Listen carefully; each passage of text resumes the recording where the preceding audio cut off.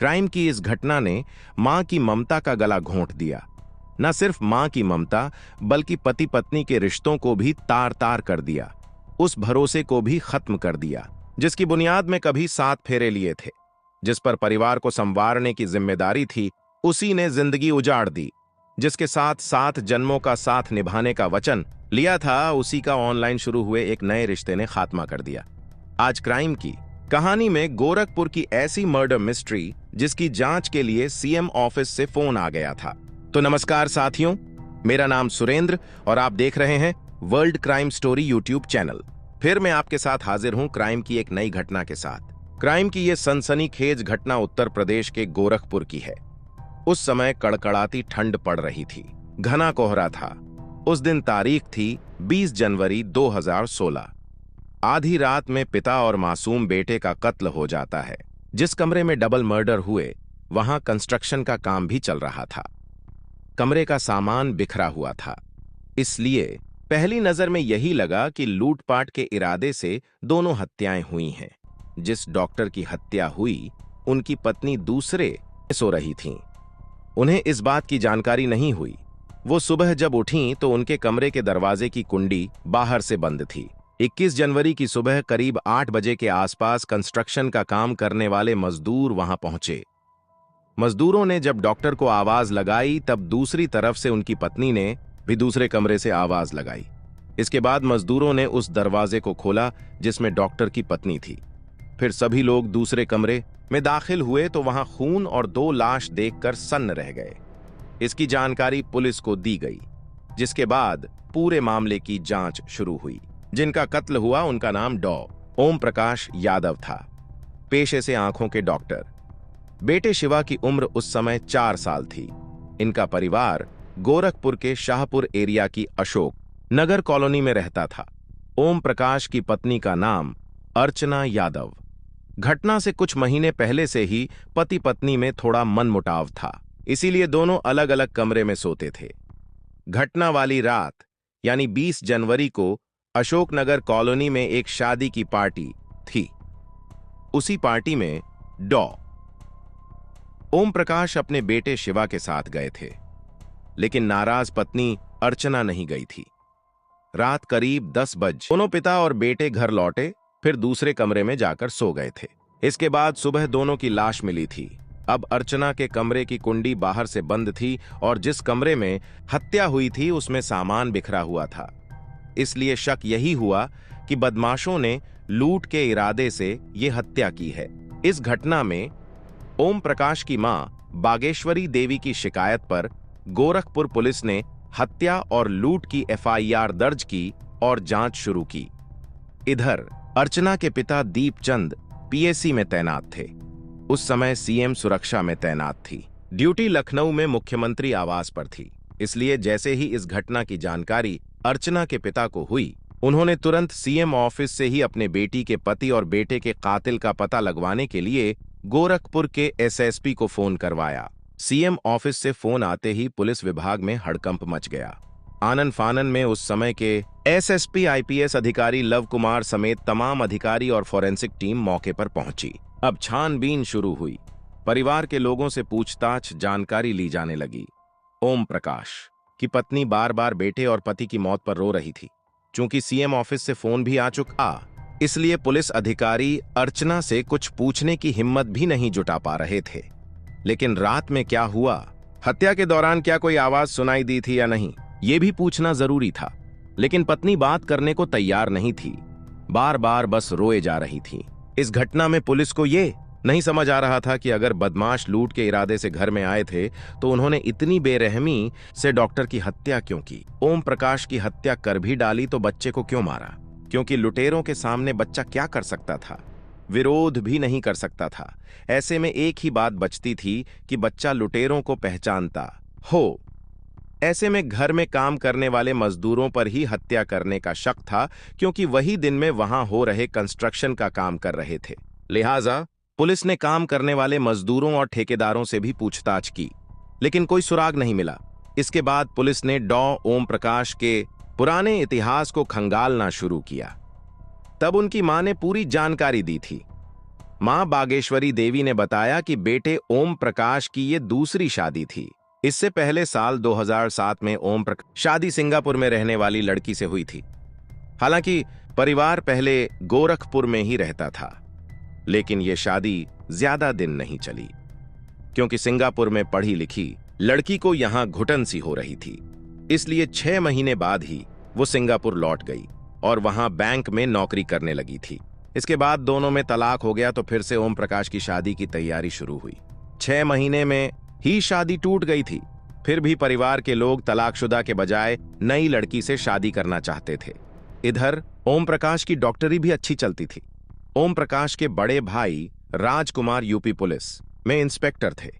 इनके पिता की मौत हो गई थी, इसलिए मां के साथ दोनों भाई भी रहते थे। इसी बीच दीपचंद यादव की बेटी अर्चना का रिश्ता आया था। दोनों परिवार में अच्छी बात हुई। इसके बाद दोनों की रजामंदी से साल 2009 में डॉक्टर ओम प्रकाश की शादी अर्चना यादव से हुई। शुरू के दिनों में सब कुछ ठीक रहा, लेकिन कुछ समय बाद ही अर्चना ने ज्वाइंट फैमिली में रहने से मना करने लगी। वो कहने लगी थी घर में काफी काम करना पड़ता है, इसलिए वो पति के साथ अलग रहना चाहती। ओम प्रकाश अलग नहीं होना चाहते थे। यहीं से परिवार में विवाद शुरू हुआ। आखिरकार परिवार में ओम प्रकाश और अर्चना ने अपना किचन अलग कर लिया और घर के दूसरे फ्लैट में रहने लगे। अर्चना और ओम प्रकाश की शादी के 3 साल बाद 2012 में एक बेटा हुआ। उसे घर पर शिवा बुलाते थे। पुलिस को डॉक्टर की मां बागेश्वरी ने यह भी बताया कि पिछले काफी समय से दोनों पति पत्नी में खूब झगड़े होते थे और पिछले 2-3 महीने से दोनों अलग अलग कमरे में रहने लगे थे। अब ये बात पता चलते ही पुलिस की जांच की दिशा दूसरी तरफ मुड़ी। आखिर ऐसी कौन सी वजह थी कि ज्वाइंट फैमिली से अलग होने के बाद भी दोनों में लड़ाई होती थी और पिछले कई महीने से पति पत्नी अलग अलग कमरे में रहने लगे थे। अब इस बात का पता लगाने के लिए पुलिस ने अर्चना से पूछताछ करना चाही, लेकिन उसने कुछ नहीं बताया। इसके बाद पुलिस ने अर्चना के फोन की कॉल डिटेल निकाली, जिसके बाद पता चला कि रात में उसकी एक शख्स से बात होती थी। उसका नाम था अजय यादव। वो फिरोजाबाद का रहने वाला है, एक स्कूल में टीचर है। पुलिस ने उस मोबाइल नंबर की लोकेशन निकाली तो पता चला कि 20 जनवरी की रात में वो शख्स गोरखपुर में ही था।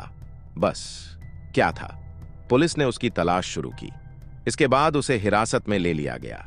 जब उससे पूछताछ की गई तब सनसनीखेज खुलासा सामने आया। आरोपी अजय यादव ने बताया कि अर्चना से हमारी दोस्ती करीब 1 साल पहले फेसबुक के जरिए हुई थी। उस समय तक अर्चना का बेटा भी बड़ा हो गया था। घर पर ज्यादा काम रहता नहीं था, इसलिए अर्चना ज्यादा समय फेसबुक पर बिताने लगी थी। पति से छोटी छोटी बात पर लड़ाई होती थी, इसलिए अर्चना और हमारे बीच प्यार की बातें होने लगीं। फेसबुक पर चैट करते हुए ही दोनों ने एक दूसरे का नंबर ले लिया और फिर फोन पर बात करने लगे थे। ज्यादा फोन पर बात करने से ही पति पत्नी में दूरियां और बढ़ गई थीं। इसके बाद हम दोनों ने मिलने का मन बनाया, इसलिए अर्चना लखनऊ स्थित अपने मायके आ गई। यहां लखनऊ में ही मेरी और उसकी मुलाकात हुई।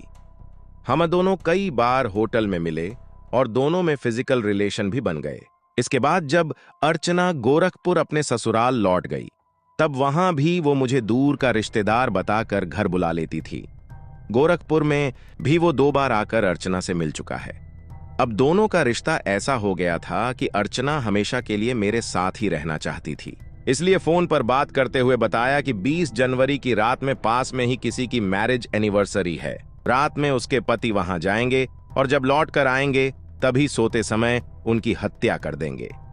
हत्या के कुछ समय बाद दोनों शिवा को लेकर कहीं दूर चले जाएंगे, वहीं पर नई जिंदगी गुजारेंगे। उस समय तक बच्चे को मारने की कोई साजिश नहीं थी। अब साजिश के तहत 20 जनवरी की शाम तक ही अवध एक्सप्रेस ट्रेन से अजय गोरखपुर पहुंचा। यहां रात करीब 8 बजे डॉ ओम प्रकाश अपने बेटे को लेकर शादी वाली पार्टी में चले गए। तभी अर्चना ने फोन करके अजय को घर बुला लिया था। घर पर आकर दोनों ने रिलेशन भी बनाए। इसके बाद अर्चना ने खुद ही फोन कर अपने पति से घर आने की जानकारी मांगी थी। रात करीब 10 से 10:30 बजे के बीच जब डॉ ओम प्रकाश बेटे के साथ घर लौटने वाले थे, उससे पहले ही अर्चना ने अपने प्रेमी अजय को पति वाले कमरे में छुपा दिया था। अब रात में आने के बाद पिता और बेटे एक साथ उस कमरे में सो गए। इस तरह जब रात के 12:30 बजे तब प्रेमी अजय ने उस कमरे का दरवाजा अंदर से खोला जिसमें ओम प्रकाश अपने बेटे के साथ सो रहे थे। इसके बाद अजय और अर्चना ने साजिश के तहत हथौड़े से मारने के लिए कमरे में दाखिल हुए। उस समय अजय ने हथौड़े से ओम प्रकाश के सिर पर तेजी से वार किया। इससे वो जोर से चीखे तो फिर से 2 बार तेज वार किया। इससे ओम प्रकाश फिर से चीख नहीं पाए और हमेशा के लिए बिस्तर पर ही सोते रह गए। लेकिन पापा की चीख सुनकर बेटा उठ गया। सिर से खून बहता हुए देख वो डर गया और बचने के लिए पास में खड़ी मां की गोद में दुबक गया। ये सोचकर मां तो अपने आंचल में बेटे को बचा लेगी, लेकिन उसे शायद ये पता नहीं था कि वो अपने प्रेमी के प्यार में इस कदर अंधी हो चुकी है कि मां की ममता भी खत्म हो चुकी है। अब अर्चना ने कहा कि बेटा शिवा सब कुछ देख चुका है, वो अपनी दादी और दूसरों को हमारी पोल खोल देगा, इसीलिए अब इसे भी मारना होगा। अर्चना ने प्रेमी अजय से बेटे को भी मारने के लिए कहा, लेकिन अजय ने मना कर दिया। उसने कहा कि इस मासूम को मैं नहीं मार हैं। गोद में दुबके बेटे का गला दबाना शुरू कर दिया और तब तक दबाया जब तक उसकी मौत नहीं हो गई। पुलिस की पूछताछ में दोनों की हत्या के बाद काफी देर तक अर्चना के साथ वो कमरे में काफी देर तक रहा भी। इसके बाद दोनों ने मिलकर इसे लूट की घटना जैसा बताने के लिए कमरे का सामान बिखेर दिया, पैसे और जेवर भी गायब कर दिए ताकि ये लगे कि घटना लूट की लगे। इसके बाद अर्चना अपने कमरे में चली गई। उस कमरे की कुंडी को अजय ने बाहर से बंद कर दिया और फिर गोरखपुर रेलवे स्टेशन आ गया। यहां से ट्रेन पकड़कर वापस अपने घर फिरोजाबाद लौट गया। अब इस पूरी घटना के बाद जब लूट के इरादे से हत्या की एफआईआर हो गई तो दोनों ने राहत की सांस ली थी। ये भी सोचा था कि अगर 1 या 2 हफ्ते बाद भी केस नहीं खुला तो बहाना बनाकर अर्चना किसी तरह अजय के पास आ जाएगी, फिर दोनों नई जिंदगी शुरू कर देंगे। लेकिन 22 जनवरी 2016 को ही गोरखपुर पुलिस ने इस पूरे केस का खुलासा कर दिया था। पुलिस ने अजय और अर्चना दोनों को गिरफ्तार कर जेल भेज दिया। इस केस में पुलिस ने फेसबुक पर दोनों की हुई चैट और मोबाइल मैसेज को भी साक्ष्य के रूप में जुटाया।